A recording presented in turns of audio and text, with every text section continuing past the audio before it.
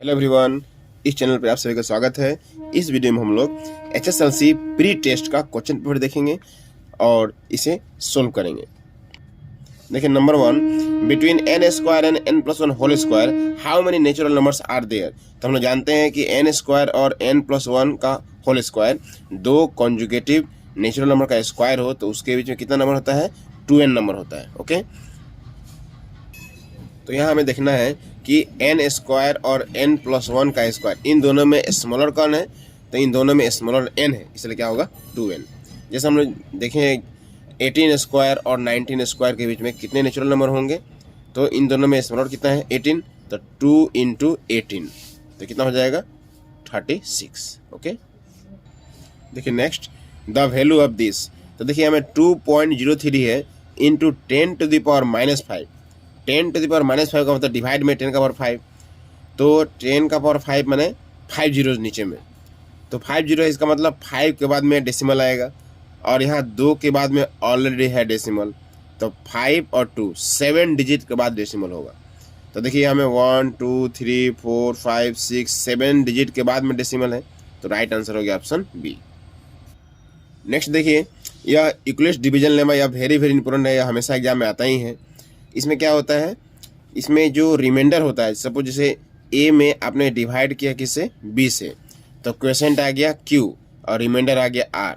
तो यहाँ हमेशा ध्यान रखना है जो रिमाइंडर जो है वो क्या होगा, बी से लेस होगा, means value of R is less than B. R का जो वैल्यू होगा बी से क्या होगा, लेस होगा, छोटा होगा, और आर का value greater than equal to 0। R का वैल्यू 0 भी हो सकता है या 0 से बड़ा हो सकता है। तो देखिए इसका राइट आंसर कौन सा होगा, इसका राइट आंसर होगा ऑप्शन ए 0। आर जो है लेस देन बी है और ग्रेटर देन इक्वल टू 0 है।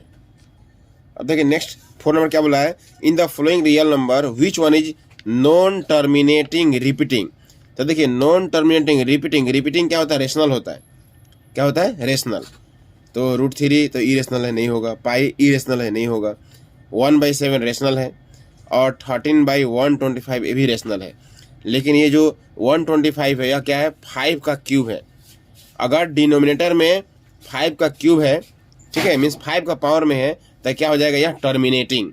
तो आंसर हो गया सी 1/7 is the non terminating repeating. देखिए 5 नंबर, सम ऑफ जीरोज इसका फाइंड करना है। तो सम ऑफ जीरोज क्या होता है फॉर्मूला, -b/a। तो माइनस b का वैल्यू कितना है, -11 है,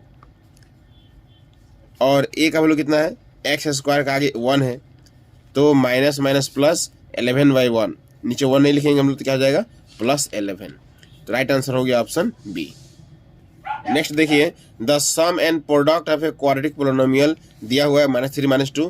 क्वाड्रेटिक पोलिनोमियल फाइंड करना है, तो हम जानते हैं x स्क्वायर माइनस, यहाँ क्या होता है सम ऑफ जीरोज, तो सम ऑफ जीरोज कितना दिया है -3, तो यहाँ हो जाएगा -3 into x plus product of zero कितना दिया है -2।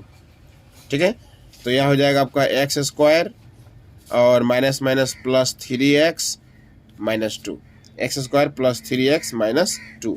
Option A is the right answer.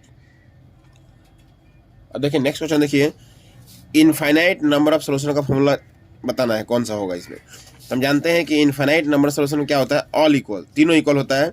तो a1/a2 इक्वल टू b1 है, b2 equal to c1/c2, D is the right answer. अगर लास्ट में नॉट इक्वल हो ना तो उसको बोलते हैं no solution, means 2 lines are parallel. अगर शुरू में नॉट इक्वल हो तो उसको बोलते हैं हम लोग क्या, unique solution. Okay, means intersecting lines. अब देखिए 8 number, the pair of equation y equal to 0 and y equal to -7। देखिए y इक्वल टू 0 ये x एक्सिस हो गया और y इक्वल टू -7, तो ये जो दो लाइन है क्या होगा, पैरेलल लाइन होगा, और पैरेलल लाइन का क्या होता है, नो सोल्यूशन। तो इसका आंसर होगा ऑप्शन डी, नो सोल्यूशन।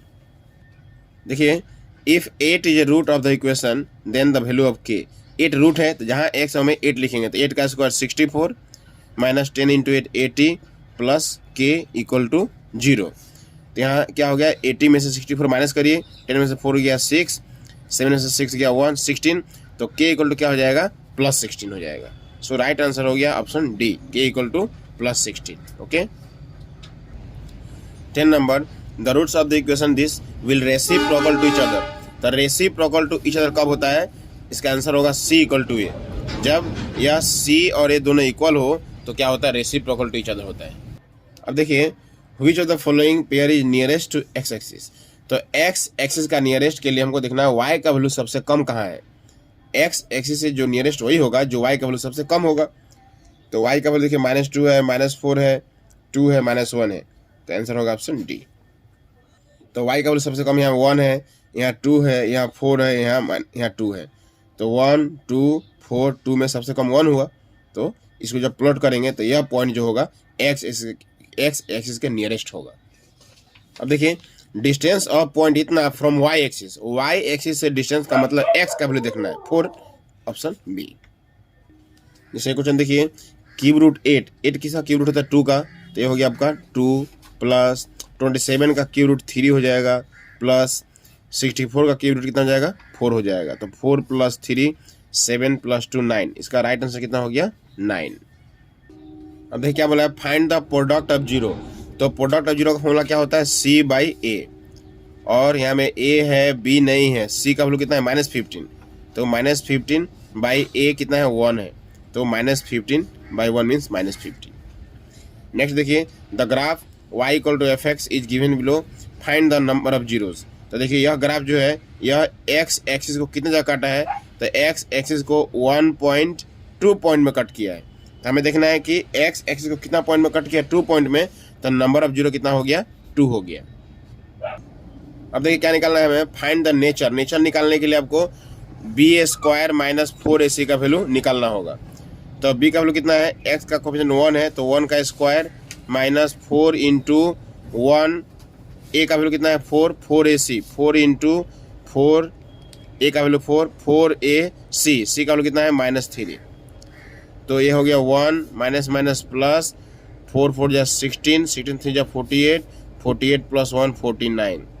तो b² - 4ac का वैल्यू 49 आ गया है। ठीक है, यह क्या है, ग्रेटर देन 0 है, तो roots are real and unequal. यहाँ देखिए, all equilateral triangles are similar, all equilateral triangles are similar. अब देखिए यहाँ बोला है क्या, what is the distance between this and this. तो डिस्टेंस का फॉर्मूला होता है, डिस्टेंस फॉर्मूला क्या होगा आपका, 8 - 0 का स्क्वायर मीन्स 64, फिर 0 - 6 का स्क्वायर मीन्स 36, दोनों को प्लस करेंगे तो 100, और 100 का रूट कितना होता है 10, तो आंसर हो गया 10 यूनिट। यहाँ देखिए क्या बोला है, for what value of sin θ = cos θ। तो sin θ = cos θ, यह दोनों इक्वल होता है θ = 45 डिग्री के लिए। ठीक है, जब थीटा का वैल्यू 45 डिग्री हो तो sin θ cos θ दोनों क्या होता है, इक्वल होता है। देखिए ये दोनों क्वेश्चन वेरी इंपॉर्टेंट है, देख लीजिएगा, जरूर प्रैक्टिस कीजिएगा इसे। देखिए यह क्वेश्चन वेरी इंपॉर्टेंट है, जरूर इसे प्रैक्टिस कीजिएगा। तो इस वीडियो में इतना ही, फिर मिलते हैं नेक्स्ट वीडियो में। Thank you.